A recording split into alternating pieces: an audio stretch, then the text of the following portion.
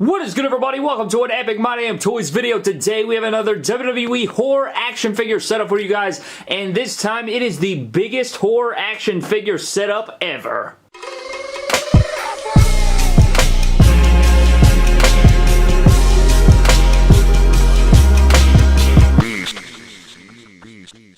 Alright guys, so in today's setup video, we have constructed the largest horror action figure setup of all time. We've combined them with my WWE collection, and we have expanded it. We don't have just this one section filled up, we have both sections filled up, and we're going to take you guys through it. We have Jason Voorhees, Leatherface, Michael Myers, Freddy Krueger, Pennywise, Big Daddy from BioShock in this hoe, just because, I mean, look at that visual right there. Look at it. So in the spirit of Halloween, guys, with Halloween approaching very soon, I figured we got to do one that's bigger than every other setup we've ever done, and we had to do it with all the horror action figures represented. We do have some left out, not going to lie to you, but we're going to take you guys through this. I mean, we got the full thing set up. I'm ready to take you guys through it. I'm excited for it. So with that being said, ladies and gentlemen, let's get into the biggest horror action figure setup ever. Alright guys, so I guess we're going to start off in this section of the setup, and we'll start off in the very far corner over here first. So our first part of the setup will come from Jason Voorhees, guys, just burying Andrade underneath this pile of chairs and stretcher and stool.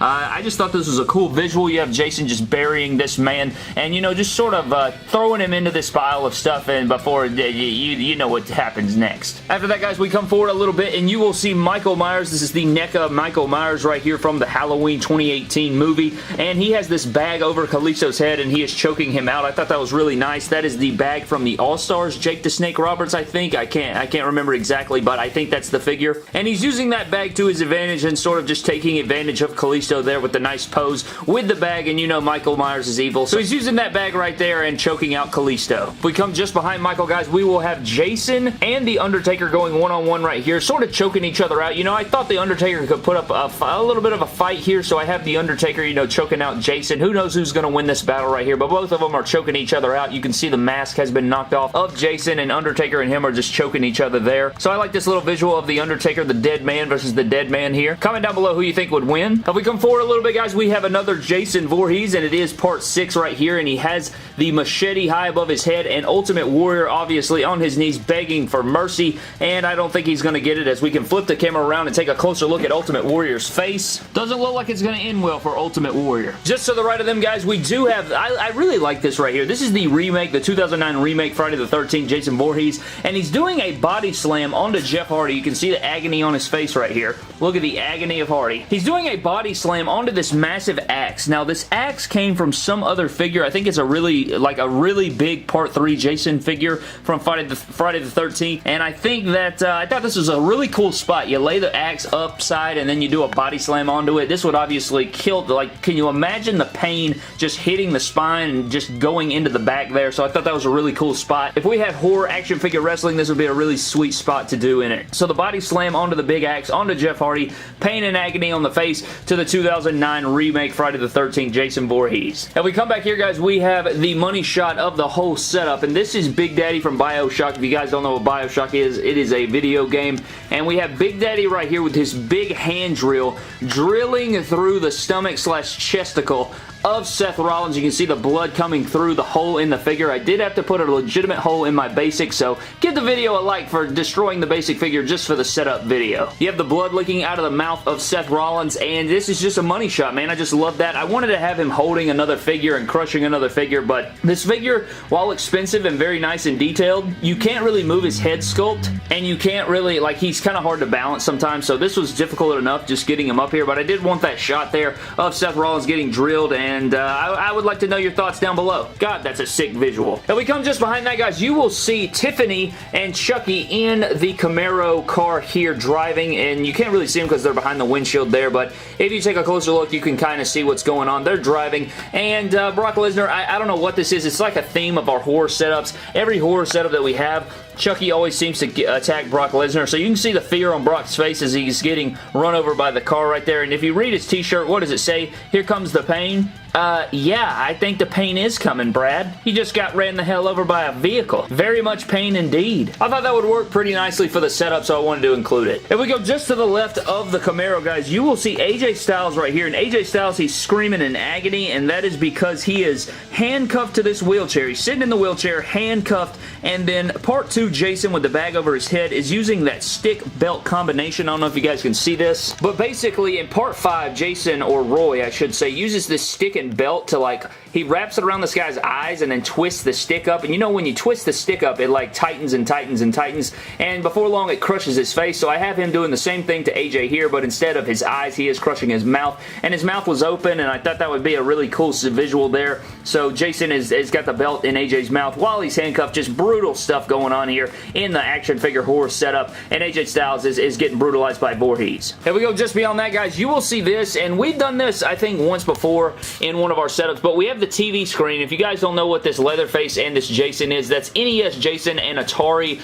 Leatherface, and they are from the video games. They made NECA made versions of them from the video game. That's why they're all weird colors. So that's what they look like in the games themselves. So I have this TV screen behind there. You can see the green screen. It works as a you know, like a monitor slash TV, and I just have them coming out. I don't know really what the hell they're going to do, but I wanted to use these figures in the setup just to add more figures to the setup. So I figured they could be coming out of the TV, some fantasy bull crap. I mean, let's be real, none of these characters exist anyway. It would be cool to have them coming out of the screen and, you know, trying to do something. Moving forward, ladies and gentlemen, if we go to the back here, you will see another 2009 remake, Friday the 13th, and all this is him just picking up Jack Gallagher and choking him out. I wanted him on top of the table because it kind of creates some depth. You can see he's higher up. If he was on the ground, it'd be kind of hard to see, but he's on top of the table, and I guess he's going to choke slam him off the table onto this pile that we'll get into in just a moment. But Jason is choking out Gallagher, and he's lifting him up because, you know, he's so strong and powerful, especially in that 2009 remake. He was really strong, so scooping up Jack Gallagher and choking him out. Coming from there, guys, we have a little bit of a fight back right here. We have Braun Strowman, the Monster Among Men, and he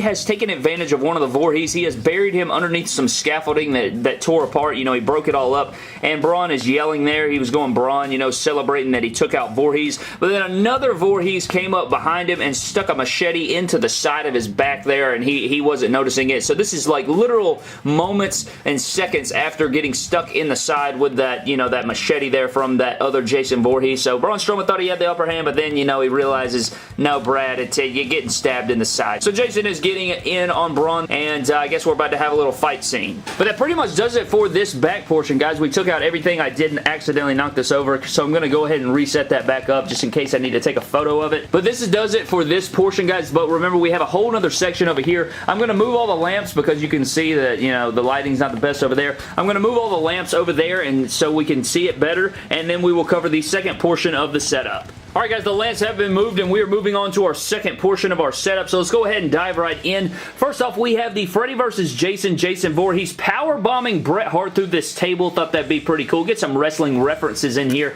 So we have Bret Hart about to get power bombed through the table there. Ultimate Edition Bret Hart versus the Freddy vs. Jason Voorhees from NECA, and it looks like Jason Voorhees is going to win this one, unfortunately, for Bret Hart. Coming down to the floor, guys, you will see Akira Tozawa, and we had this in our last setup, but this time he's knocked unconscious. You can see the hole in his head right there. He got bludgeoned by the hammer by Michael Myers. This was in our last setup, but I didn't want to have Michael over here again, so I just went ahead and put Akira on the floor with the hammer laying side by side. So there's Tozawa on the floor. Coming right here, I really like this one. This is probably one of my favorite parts of the setup. We have Chucky, and you can see the blade in his hand, guys, and what is he reaching for? He is reaching for X-Pac's tongue, so he is reaching out for X-Pac's tongue, and X-Pac is probably about to get his tongue cut out by Chucky there, so that is part of the setup here with Chucky reaching over. Knife in hand. Scary situation for X-Pac. Not looking too good, but I thought that was pretty cool. I wish he could grasp his tongue, but he can't, so I have him just reaching out there. Still a pretty good part of the setup anyways. Just beyond Chucky, guys, we do have Pennywise, and you can see the pole stuck through his head,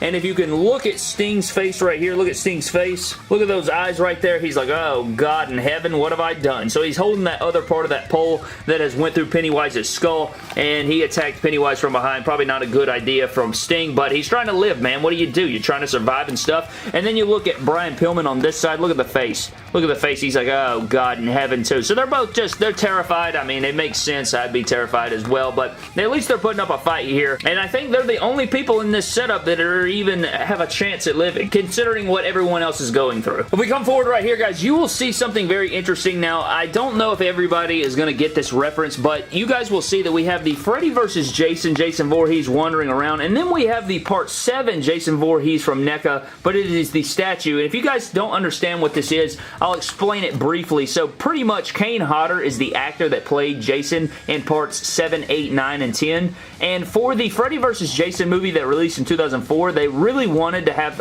all the fans, everybody wanted Kane Hodder, the actor that played Part 7, 8, 9, and 10, to be the Jason that, you know, portrayed Jason in the Freddy vs. Jason movie. However, they ended up going with somebody completely different, and so I have Kane Hodder attacking that Jason just because he should have been that Jason. So that's just a little nod to that. If you guys are horror fans or whatever, I wanted to put that in the setup just for you guys. And that's genuinely how I feel. Kane Hodder should have played this Jason too. If we scoot them apart a little bit, I want to get this and make sure I can see their faces here. You can see Freddy Krueger over the top of Goldust, guys, and you can see the face of Freddy yelling and screaming, and then you can see the face of Goldust yelling and screaming. And I think that they are doing two different types of screaming and yelling because Freddy has obviously got the glove and Goldust is pretty much in a helpless situation. So I wanted, you know, I had to put Freddy in the setup, so I have him over the top. I wish we had more Freddys in our horror collection, but, you know, we need to get more of those accessory packs so we can expand the setups and have them more creative and do some crazier things. But for now, this is all we have, so we just have to roll with what we got. If we scoot Jason back again, guys, we're going to move back to the far back corner here. This is not a corner, you jackass. Michael Myers is stabbing Dude Love, and so I had to have Michael stabbing somebody, so he's stabbing Dude Love there, and you can see the face. Dude Love's kind of positive there. I mean, he's got his mouth open, so it's not exactly a smile, but he is, you know, opening his mouth like, get right into the side there with the knife, so I had to put that in the setup. Now we come forward, this is probably the most brutal kill of the whole setup, I would say. I would love to know down in the comment section below, maybe besides Seth Rollins getting, you know, destroyed by Big Daddy. This one's pretty brutal. You have Pennywise, and you have Matt Hardy on the stretcher right here, and he is strapped down to the stretcher, and he is on fire, so that is pretty brutal. I'd say that's probably the most brutal death by far compared to Seth Rollins. Those are definitely the two top, and Pennywise is just over the top. Very terrible, very terrifying and horrifying experience to go through, and he is taped down. There's no way he can get out of there, and that's just horrifying, but I wanted to put it in the setup with Pennywise right there. If we go to the back, guys, you will see our new Halloween Part 2 NECA Halloween Michael Myers figure, and you will see that he is wearing the head sculpt that got shot in the eyes. That is legitimately a thing that happened in the movie, so why not replicate it here in the setup? He's chasing after Triple H, and Triple H is pissed off. You know, he's like, come after me, damn it, and he's getting destroyed. He shot Michael in the face, and he shot him in both his eyes there, so he's blind. He's trying to track him down, and Triple H is yelling at him, so he has the gun in hand and everything, so Triple H is probably in the better situation, maybe. I don't know. Definitely the most commanding here in the setup as far as the WWE figures are concerned. If we come forward, guys, we have another nod to a little Friday the 13th action. You will see here, Part 5, Friday the 13th, Jason was not the killer of the movie. They tried to go with this little plot twist deal where Roy was the killer. You can see underneath the mask, it was a different guy, and I always hated that Jason wasn't the one to, you know, reveal that and kill Roy. So in this setup, I have two Jasons killing Roy and taking out Roy, because Roy in the movie actually fell out of a barn onto like some spikes, and that's what killed him and, you know, revealed him to not be the killer. And I just always hated that. That's why I can't ever take Part 5 seriously, is because Jason's not even really in the movie and he's not even the killer, so I wanted to have Jason getting revenge on Roy here in the setup. If we come back here, guys, you will see Samuel Zane not strapped down, but I guess he's sort of he's yelling. He's got Leatherface, you know, going after him there on the hospital bed, about to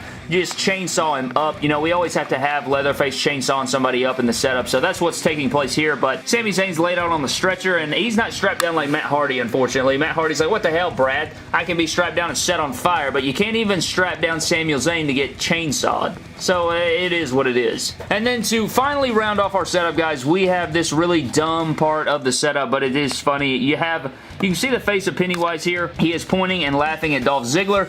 And what is Dolph Ziggler doing? But the same thing, pointing and laughing at Pennywise. So they're just kind of, you know, they're like pointing at each other and laughing, and you know what happens next. I think Pennywise is going to take out Dolph, but I thought that was pretty funny to have Pennywise pointing at Dolph, Dolph pointing at Pennywise, both of them laughing, and that pretty much rounds up our biggest horror action figure setup ever. We filled up both portions of the backstage. I think we could probably make it one more time bigger if we wanted to, maybe top this one by adding more figures to the arena where the actual ring is, but I thought this would do for now, and maybe we can do that later on in the year. But I hope you guys did enjoy the biggest horror action figure setup ever. Please comment down below what your favorite part of the setup was. You know, you like the power bomb, you like the set on fire, you like the tongue grab, you like the Big Daddy part right here. Again, look how darker it looks over here without the lamps. Ridiculous. But that is going to do it for today's video, guys. Thank you so very much for watching the setup. Hope you guys did enjoy. Again, comment down below your favorite part of it. Leave a like, subscribe to the channel for more epic WWE and horror action figure videos, and I will see you guys in the next video. Thank you.